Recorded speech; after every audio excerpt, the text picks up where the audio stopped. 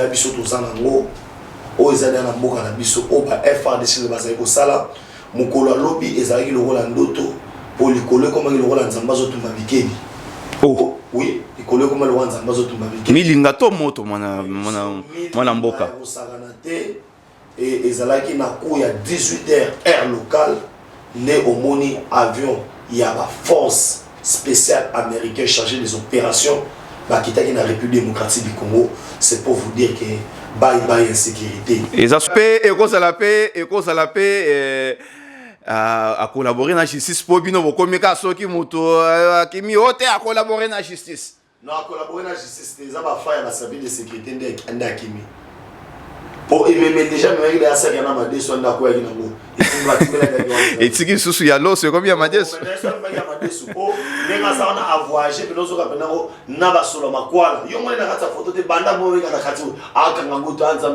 genre de conditions là. Ah oui, c'est ça, c'est pour démontrer aux gens que non, si vous êtes aujourd'hui quelque part au Wokambabatou, un jour il vous les cas. Nous on a à faire des démarches, mobile à dégage, il y a des images. Les autres nous ont traité que non, de l'inmobilité. Aujourd'hui, maintenant, on était des visionnaires. Et le réseau, c'est un signal très fort. Parce qu'il a été l'homme qui était resté fidèle à Kabila. Le secrétaire particulier à Kabila. Il a accompagné Kabila dans la voie chantant au Kenya. Son monakini bongo, ça veut dire, c'est un arbre qui cache toute une forêt. Tu sais ce qui va te dire, basala calme. Basala calme. C'est que Makambosa ko yinda. Que Makambosa li. Makambosa li. Somo matata pour le mot non, na bimana ki na no traité ngana Makambosa li.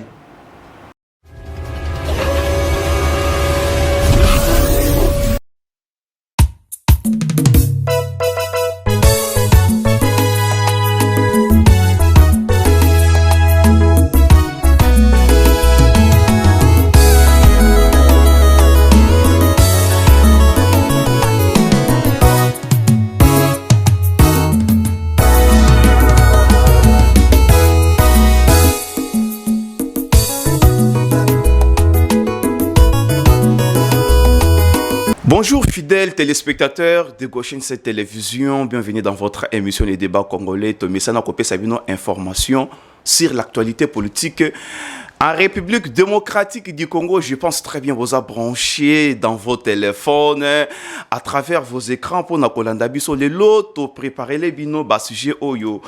Italie, réplique, il y a des députés provincial contre déclaration, il y a Jean-Marc Kabonde.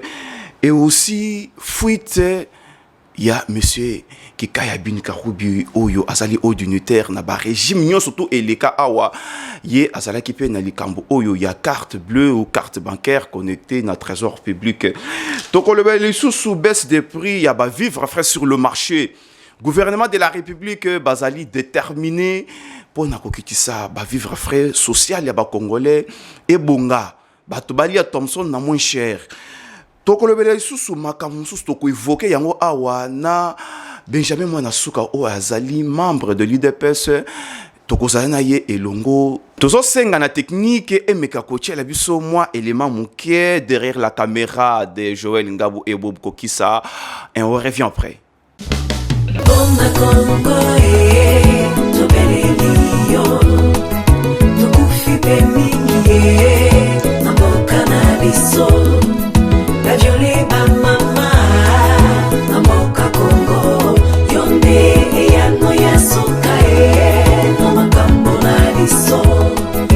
Moi, Mboka Benjamin Mwanasuka Mbote. En tout cas, je pense au Landa qui n'a boké bignon sur poto dans l'émission Lelo. La force musclée où il côté na état de siège à l'est, le président de la République a ça déterminé au Kokiko Loba dans quelques minutes pour dans l'émission Nabiso. D'abord, merci na balanyo surtout à Gauchine télévision.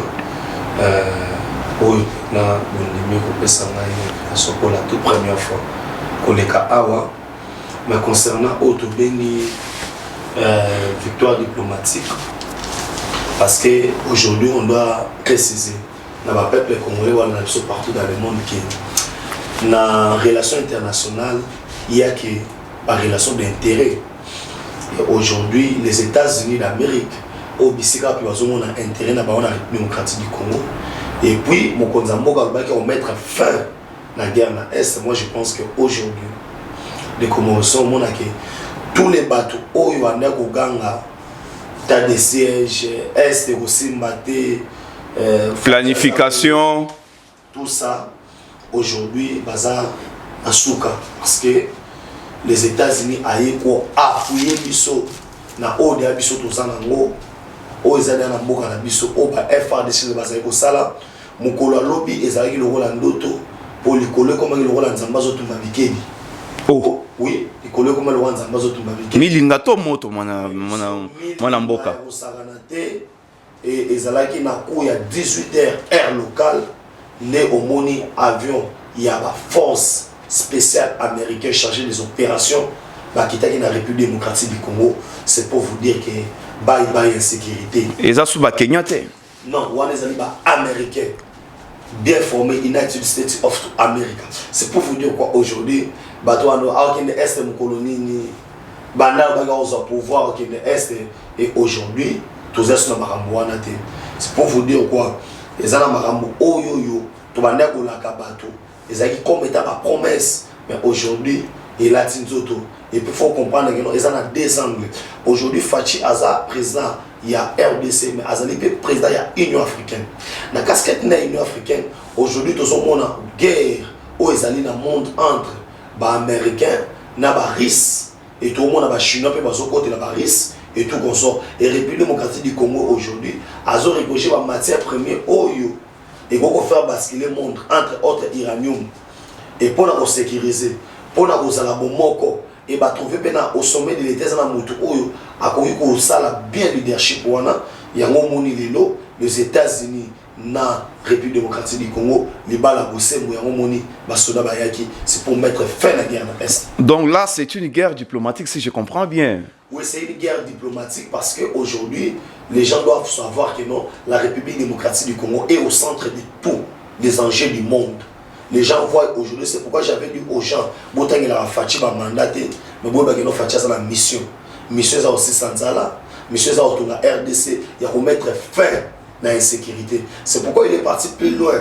Tant qu'on a séjour, on a la Est pour dire, mandat nanga, ceux qui n'ont réussi à mettre fin à la guerre Est, c'est ce qui a échoué. C'est ça. En tout cas, merci beaucoup. Moi, Namboka, là, c'était l'entrée de jeu. Il y a Benjamin, moi, Nasuka. Je pense très bien. Bon, l'Andabiso, Namboka, Bignoso. Moi, Namboka, l'autre, l'équipe Hollanda qui, député provincial, où il est censé contrôler le gouverneur. Bazo côté la gouverneur, Bazo Loba.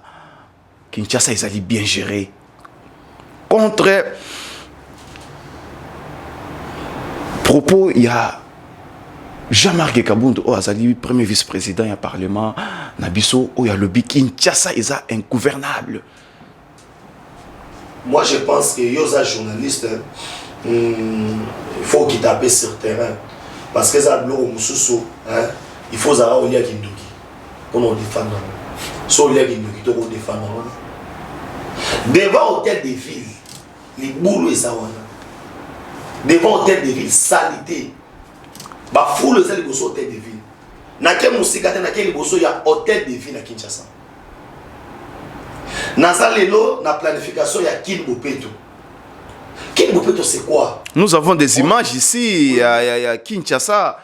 Na bakwe mususu. Cela veut dire il faut zaolia Kindoki pour le bablo ba le prendre. Pourquoi na le babongo? Aujourd'hui, image ya capitale. Image ya Congo, cela veut dire Kinshasa. Et il y a un monde qui dit que quand les investisseurs bazoya, quand tu dois zoya, il non ah, tala lelo oyo. Miroir Yamboka. Miroir Yamboka détruit. On a demandé à Gentini Ngobila. Moi j'ai vu le gouverneur, moi personnellement, on était avec le gouverneur. Il n'a pas pu nous expliquer Kin Bopeto, c'est quoi. Surtout Kin Bopeto, c'est une vision. Vision ni Bopeto, ça n'a pas de sens. Les fameux coordonnateurs à Kin Bopeto, dans la ville à Kinshasa, il y a des gens qui ont service à salubrité. Oyo le bofuta bango, bofuta bango te. Bokamati boki créer l'on a bino mogo, il y a Kin Bopeto qui est un coordonnateur. Kin Bopeto ce n'est pas juridique Oh, ils ont existé. Ils ont existé dans le Congo, dans mon orage, j'ai dit. Et aujourd'hui, quel est le bilan? Total de l'an à venir. Oh, ils ont ça dans la Suisse. Oh, ils ont aux États-Unis. Oh, ils ont il y a Congo, il y a Kinshasa. Pour défendre nos forces embouteillées à ma mère. Ils n'ont pas eu honte, ces gens-là. Mais aujourd'hui, Kinshasa, tu as l'embouteillage. J'ai lu leur déclaration en train de dire que non, saut des moutons. Non, on ne parle pas de saut des moutons. Mike Moukeba Yazaki a raison. Oui, il avait totalement raison. Nous, on a eu à faire des démarches, Ngobila dégage, il y a des images. Les autres nous ont traité que non, tout le monde mobilité. Aujourd'hui, maintenant, on était des visionnaires. Je suis parti voir Ngobila, on était ensemble avec les amis. Nabi marché au yo et le roi Malongi au salaire matin. Aujourd'hui, après combien de mois? Et le côté. Ngobila soki na bureau na ye, a une photo yoka munene. Il paraîtrait que Hassan a longa na justice. Il y a un lobby boye, soki n'a pas Ngobila, alors que yoka photo munene, yoka écran. Tala ndenge marché aux arts. Wanza blo kabila sala biso. Il y a ma maquette. En 2011, tout le monde a métro. Ah! Mais à qui n'a autant en Tanzanie. Le bango bila, le bango qui nous salon, on a évité aux autres ça, aux autres zones exceptionnelles. Tu as un autre autonomie. Parce que rien n'est pas être fait. Et quand il y a gouverneur, il fallait gestion na yo et ça la tourner sur autre vision na yo. Il faut ça la na benga un chronogramme. Au moins dans une émission, avant de émission, tu t'es préparé que non, Narobanana Benjamin, moi, sur la première question, deuxième question, troisième question. S'il y a des sous-questions, il y a des mais la ville, toi, il y a des passe. Donc, vous voulez dire que Gentilly, c'est un gouverneur, il n'y a que 100 programmes. Ah, programme n'est qui nous tout. Ça représente quoi? Quel est l'impact à qui nous tout? Les routes, partout, ma boule. Et puis, chose grave, à inviter le chef de l'État pour avoir un bandade. Il est grand temps. Quand on avait dit qu'il y a des députés provinciaux au Bazali, la dynamique Ngobila, les gens refusaient. Au moins, il y a un poisson. Pas un poisson. Et ça, c'est un mot simple.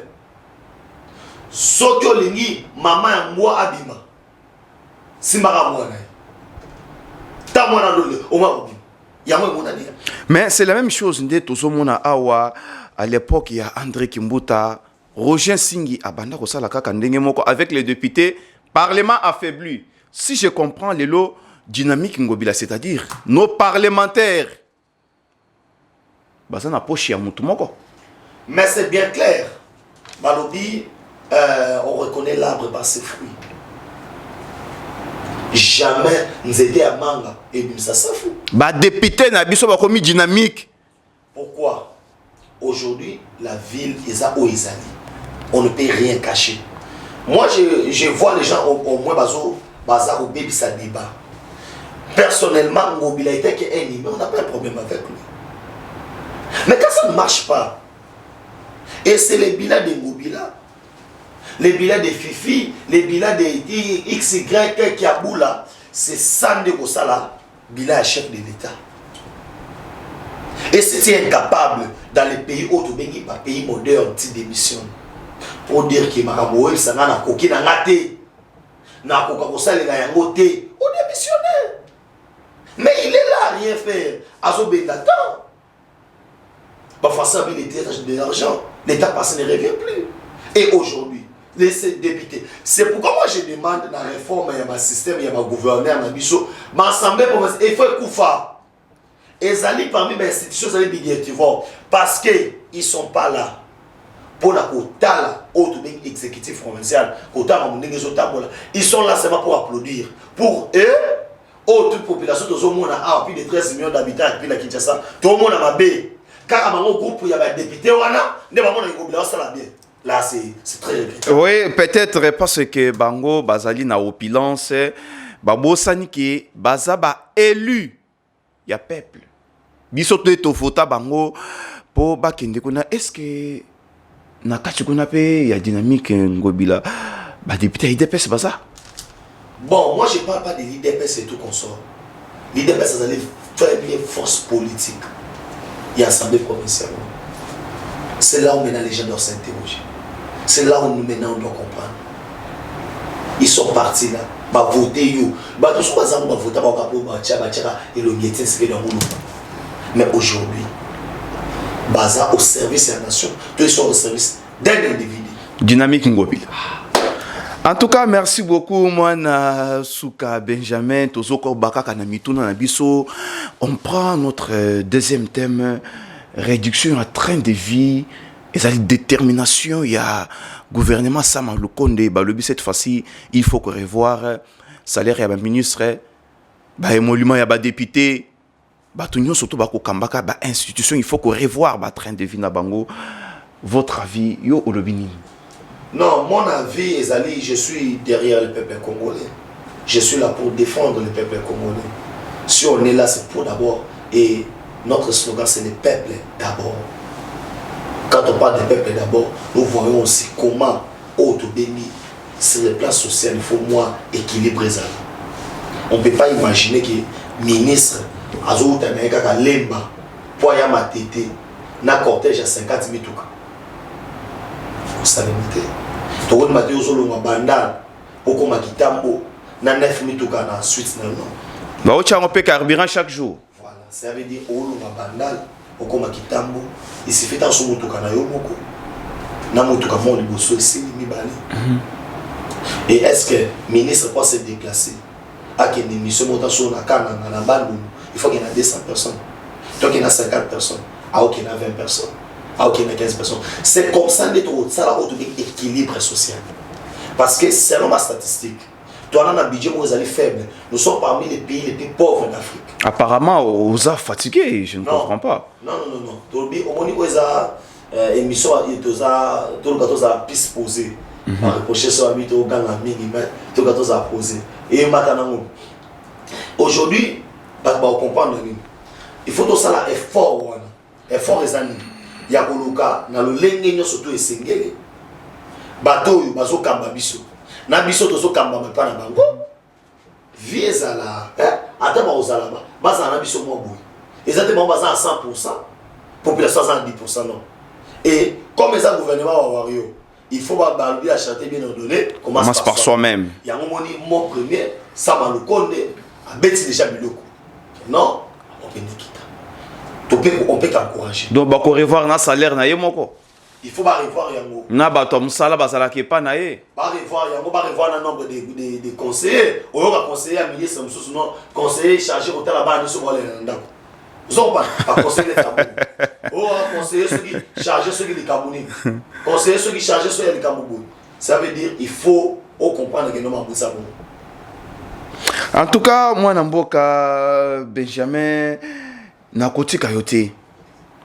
Nakotika yote pour mituna ezali ebele. Je pense to uti kolanda awa kika ya bin karubi au dignitaire. Nata ya Mobutu. Nata ya Muze. Nata ya Ndeko Kabila.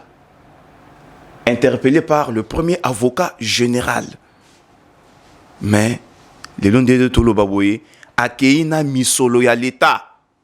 Oyo Azwaka pour Azalaki na carte connectée na trésor public. Que font nos services de sécurité? Mon frère Morisson, ça fait très malin.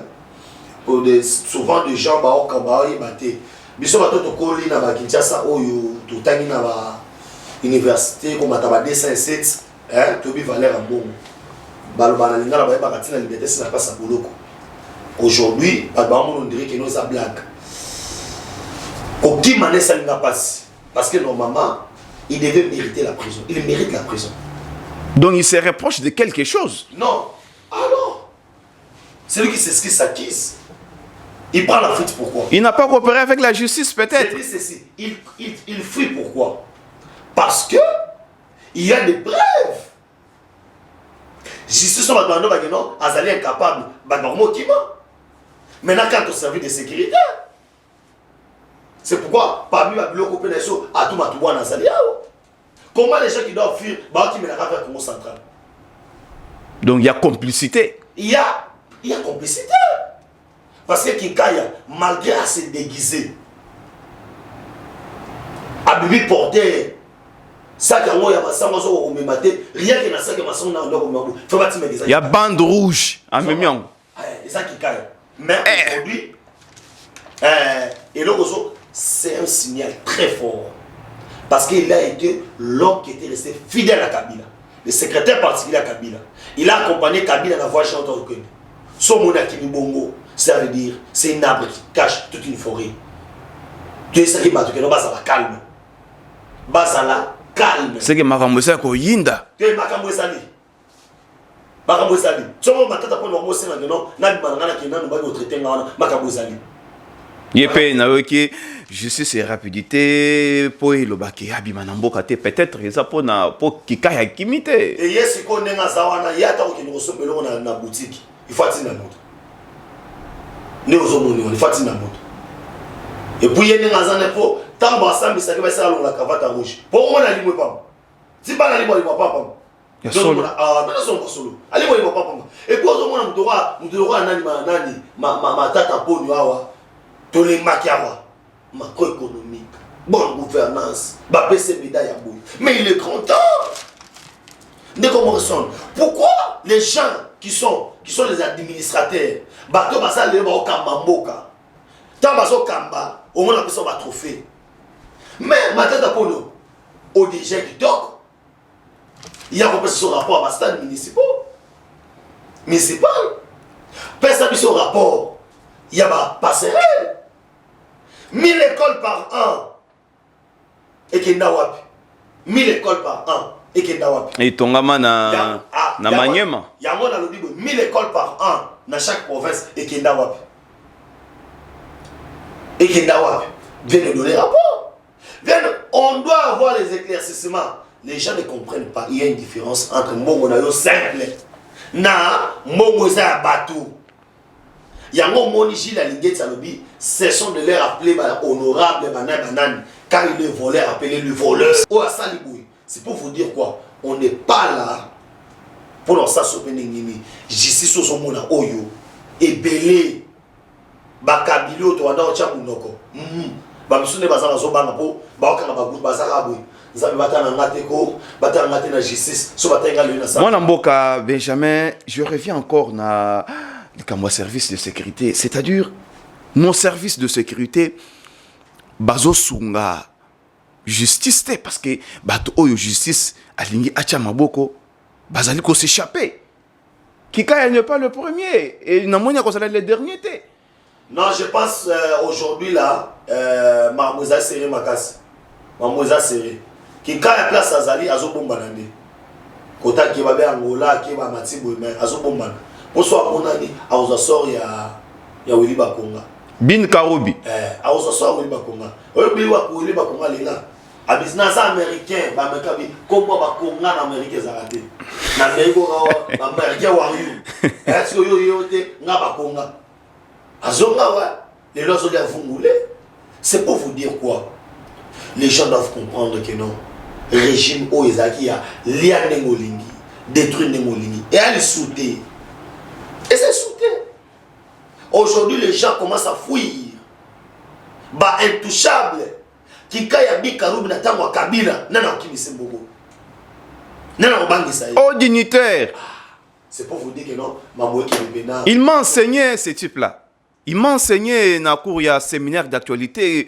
Il venait là en veste. Et je me souviens, il disait quoi? Venez au PPRD, Bokozoa, Oyo surtout, Bozomona, Oyo facilement, na téléméla et ça là débat il y a 20 minutes, je me souviens encore à l'époque, en première année de licence, un type là sérieux en veste, mais ma campagne reproché. Non, c'était un type en veste, un grand voleur.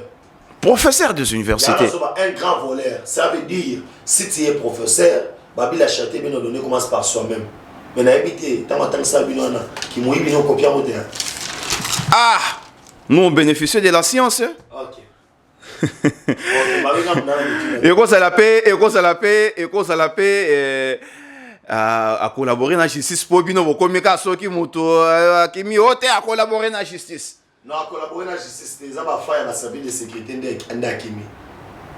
Oh, et même déjà, même il y a ça qui a des soins d'accord avec nous. Et si sous ya l'eau, c'est combien Madès?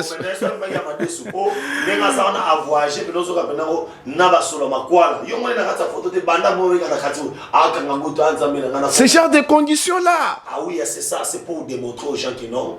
Si vous êtes aujourd'hui quelque part au Wokambabato, un jour il vous un jour pour vous on appelle la vie normale. Les autres ont un bateau, bazaki ba tout puissant, tous en ba koko loaza banga, les loaza wapi. Où est Mobutu? Mobutu cessé. Mobutu d'Isaïr. L'aigle des Kawele, les léopards d'Isaïr. Et il y ce qui guide suprême. Il y a un lot Fati béton, à sa présent, il y a 3 chambres, salon, cuisine, normal roi bâtonnier surtout. Ok, merci, merci moi Nantsuka Benjamin, je rappelle encore, vous êtes membre de l'UDPS.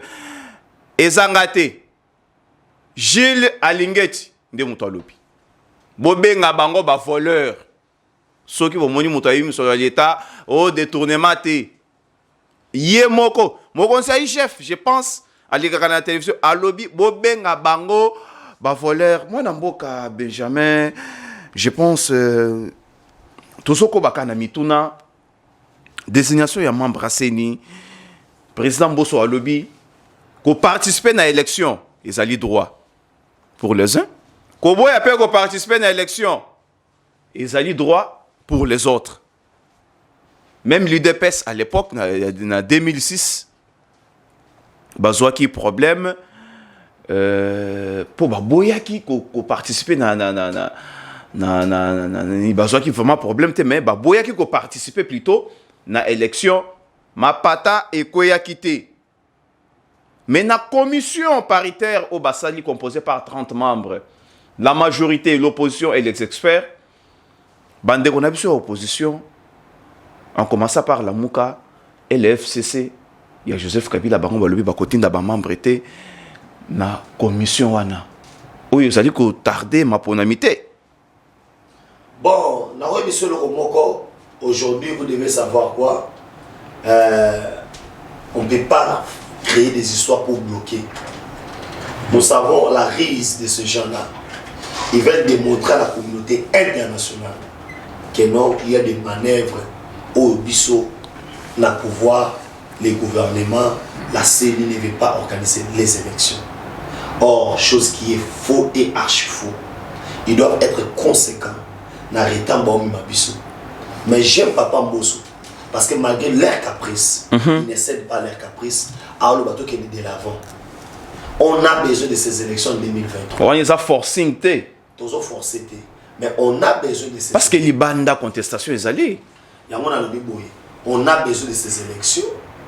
Ces gens-là qui contestent, s'il arrive qu'en 2023, il n'y a pas d'élection, c'est eux qui vont sortir à la rue pour dire que non, glissement, il ne veut pas organiser les élections, il veut se tenir au pouvoir, c'est la dictature, Kabila compte bien, nous savons. Et aujourd'hui, la classe politique doit comprendre que non, aujourd'hui, Lamouka et Joseph Kabila, les Katoum et tout qu'on sort, parce que le même moral.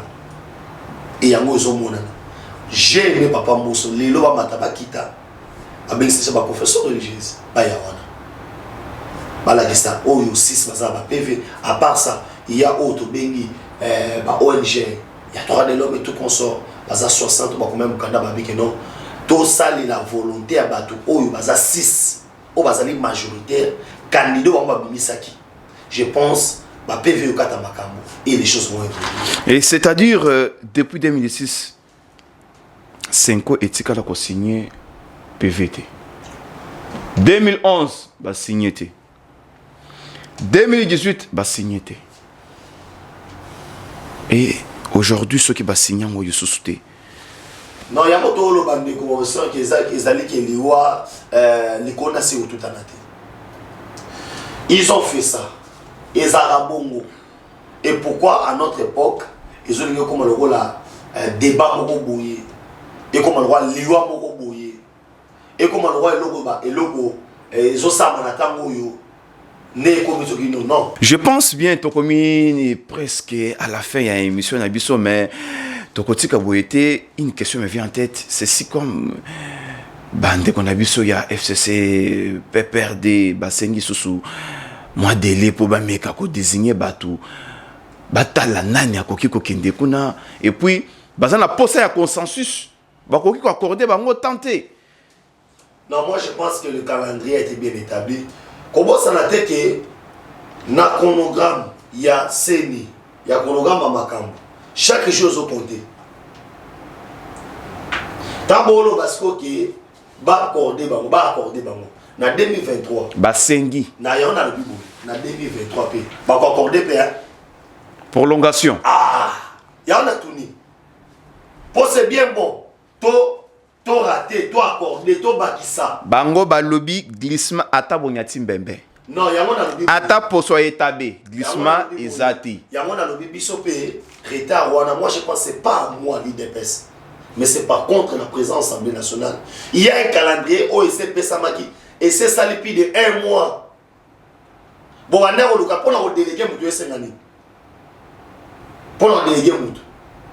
Et elle voit le logo PPRD. Ata matia kiti ata na ndoto soit bisi candidat na yé akata ne sona ngai comme candidat organisme on a son so na organisme bango mudo wa shada na voter pour shada yé mo na ndenga sabu na bato pe d'abord voter mudo wa shada.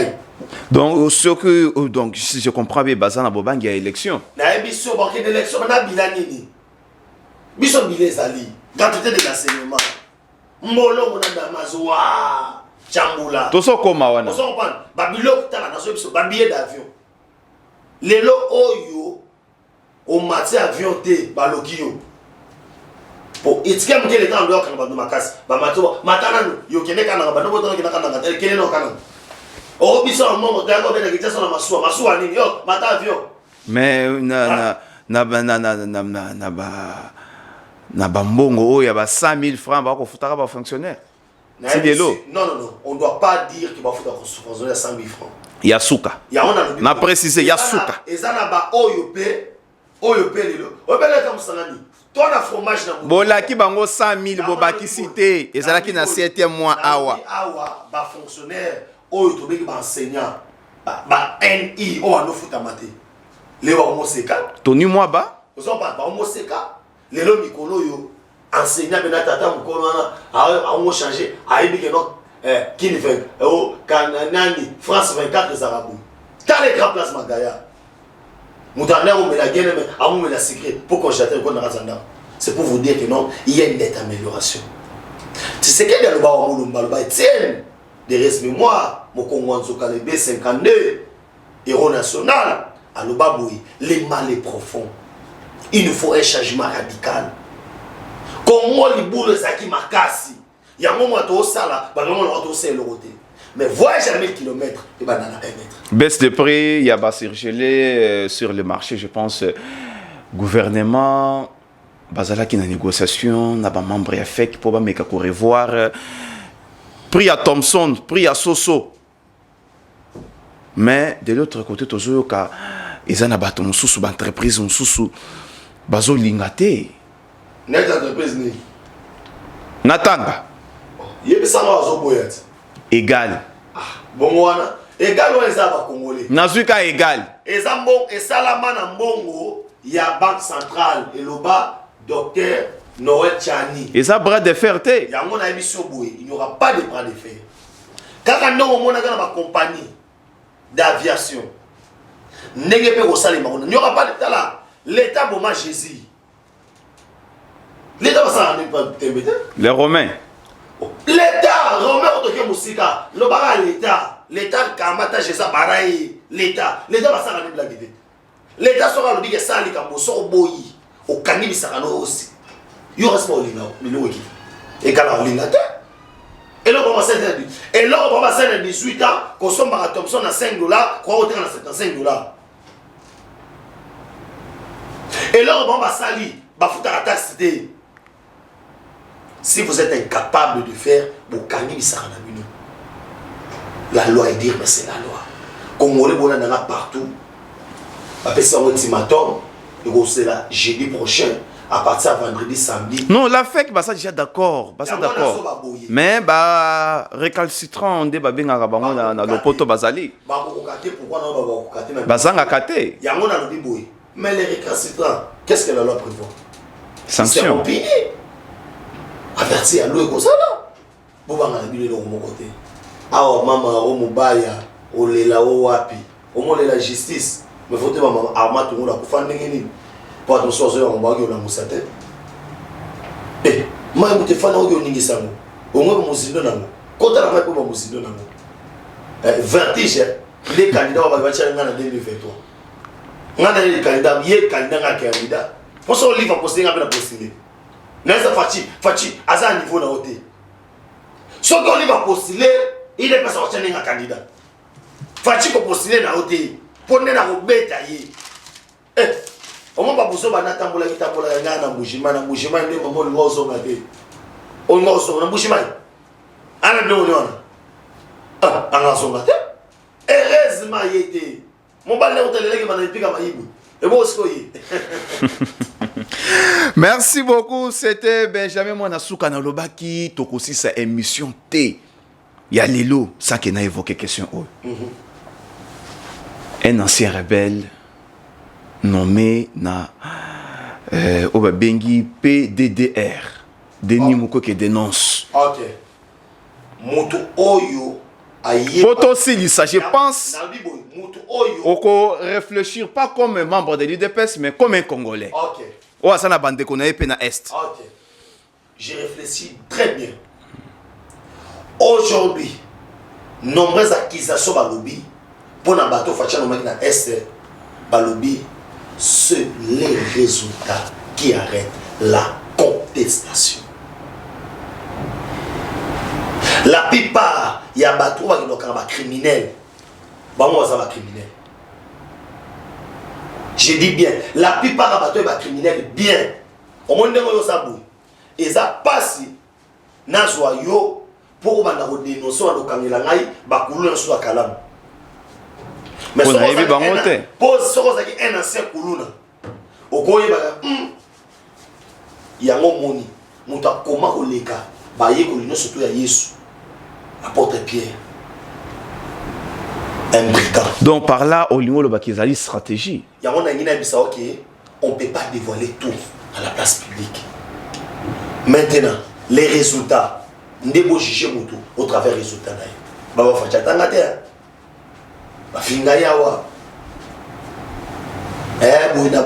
faire la campagne à l'américaine. Aujourd'hui, on est au pouvoir. Aujourd'hui, on est au pouvoir. Alors qu'il est STT. Aujourd'hui, on est sur la nation. Moi, je suis est-ce que vous avez une colonie? Mais vous avez une colonie qui est est. Bah, finga y a atika ba promesse na défaut. Mais le ba complètement. Bon, atika ba promesse, atika ba complètement na défaut.